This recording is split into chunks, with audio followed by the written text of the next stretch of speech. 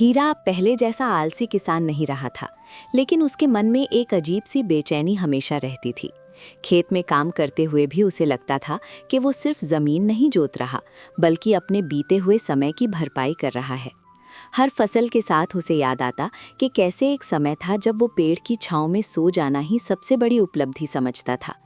अब जब हाथों में छाले पड़ते, पीठ दर्द से झुक जाती, तब भी वो काम करता रहता, क्योंकि उसे समझ आ गया था कि मेहनत से भागने का मतलब गरीबी को बुलाना होता है।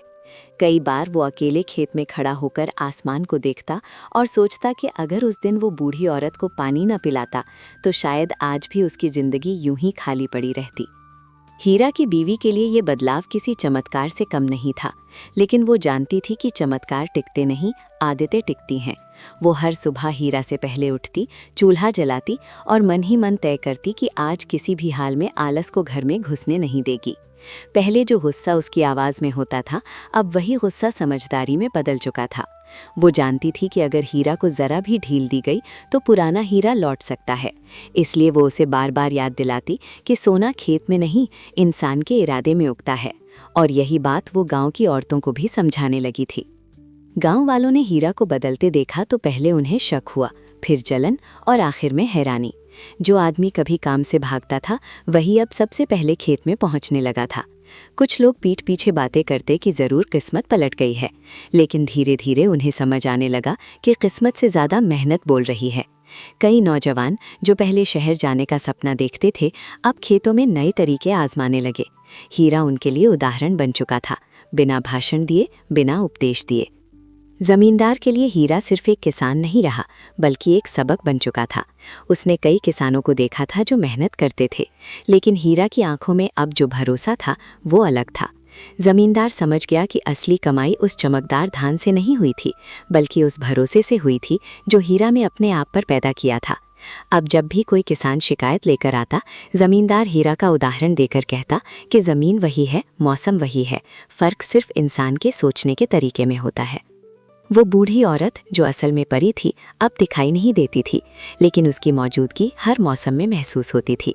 जब फसल लहलहाती, जब बारिश सही समय पर होती, जब हीरा थककर भी रुकता नहीं था, तब ऐसा लगता मानो वही औरत दूर से देख रही हो। उसका मकसद कभी सोना देना नहीं था, बल्कि ये दिखाना था कि इंसान जब मेहनत को सम्मान देना सीख लेता है, तब साधारण चीज़ें भी सोने जैसी चमकने लगती हैं। समय के साथ हीरा का घर बदला, हालात बदली, लेकिन सबसे बड़ा बदलाव उसकी सोच में था।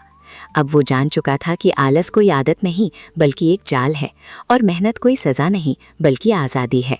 गांव में जब भी कोई निराश होता, हीरा चुपचाप अपने खेत की तरफ इशारा कर देता, क्योंकि अब उसकी कहानी शब्दों की मोहताज नहीं थी, उसकी ज़िंदगी ही उसकी कहानी बन चुकी थी। समय बीतने के साथ हीरा की जिंदगी में एक अजीब सी स्थिरता आ गई थी, लेकिन ये स्थिरता ठहराव नहीं थी, बल्कि गहराई थी। अब वो सुबह खेत पर जाता तो मिट्टी को हाथ में लेकर सिर्फ फसल के बारे में नहीं सोचता, बल्कि अपने अंदर चल रही लड़ाइयों को भी समझने लगा था। उसे एहसास हुआ कि मेहनत सिर्फ शरीर से नहीं होती, असली मेहनत दिमाग और दिल से होती है। कई बार जब फसल अच्छी नहीं होती तो वो खुद को कोसने की बजाय सोचता कि कहाँ कमी रह गई। यही सोच उसे बाकी किसानों से अलग करती गई। अब गांव में जब कोई मुसीबत आती, लोग हीरा के पास सलाह लेने आने लगे, और हीरा बिना किसी घमंड के बस इतना कहता कि ज़मीन इंसान को वही लौटाती है जो इंसानों से देता है। हीरा की बीवी अब सिर्फ एक गृहिणी नहीं रही थी, वो पूरे घर की रीढ़ बन चुकी थी। उसने धीरे धीरे घर के खर्च, बचत और ज़रूरतों का संतुलन बनाना सीख लिया था। उसे समझ आ गया था कि मेहनत से कमाया पैसा तभी टिकता है जब उसे सही तरीके से संभाला जाए।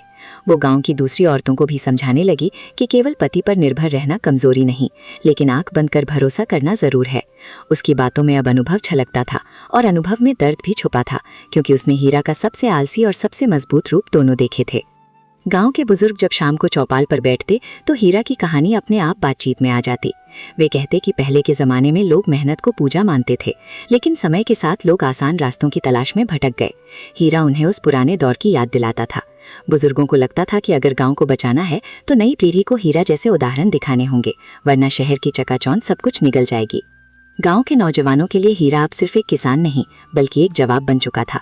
जो लड़के पहले कहते थे कि गांव में कुछ नहीं रखा, वही अब नई खेती, नई तकनीक और नए तरीकों की बात करने लगे थे। हीरा उन्हें रोकता नहीं था, बल्कि समझाता था कि नया अपनाओ, लेकिन जड़ों को मत काटो। कई बार रात को देर तक खेत में बैठकर वे उससे सवाल पूछते और हीरा उन्हें अपनी गलतियों की कहानियां सुनाता ताकि वे वही गलतियां दोबारा ना दोहराएं। जमींदार को अब ये साफ दिखने लगा था कि ताकत सिर्फ जमीन के कागजों में नहीं होती बल्कि लोगों के भरोसे में होती है। उसने महसूस किया कि अगर किसान मजबूत होगा तो पूरा गांव मजबूत होगा। इसलिए उसने हीरा को पंचायत में आगे बैठने की जगह दी और कई फैसलों में उसकी राय ली जाने लगी। ये बात कुछ लोगों को चुभी, लेकिन जमींदार जानता था कि बदलाव हमेशा चुभता है। एक दिन शहर से आया व्यापारी गांव में पहुंचा और उसने किसानों को बड़े सपने दिखाने शुरू किए। वो आसान मुनाफे, जल्दी अमीर बनने और कम मेहनत की बातें करता था। कुछ लोग उसके झांसे में आने लगे, लेकिन हीरा को उसकी बातों में वही पुराना आलस दिखा, बस नए कपड़ों में। उसने गांव वालों को समझाया कि जो रास्ता मेहनत से भागने का हो वो आखिर में नुकसान ही देता है।